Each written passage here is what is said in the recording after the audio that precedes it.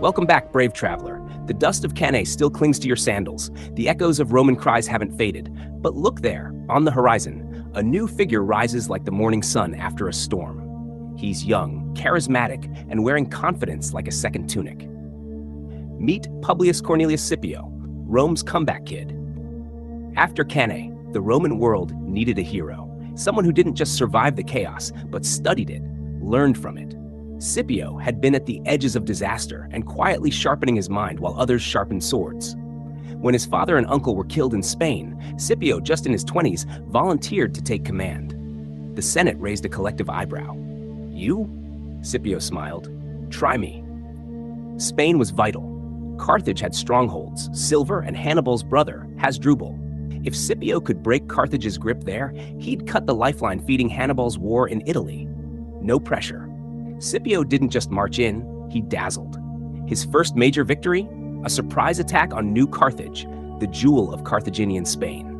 It was bold, brilliant, and involved leading men through water at low tide to breach the city's weak flank. Think James Bond meets Julius Caesar. Rome had its swagger back.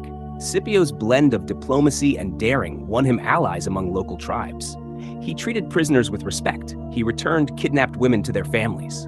Soldiers followed him not just out of duty, but devotion. He wasn't just a commander, he was a leader. Meanwhile, Carthage sent Hasdrubal to reinforce his brother in Italy.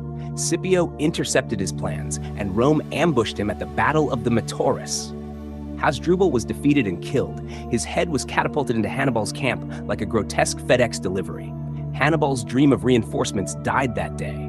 With Spain under Roman control, Scipio returned home. The Senate debated his next move. Scipio made his case. "Let me take the fight to Carthage." Some senators blinked. "You want to knock on their door?" Scipio nodded, loudly. And so began the Roman invasion of North Africa.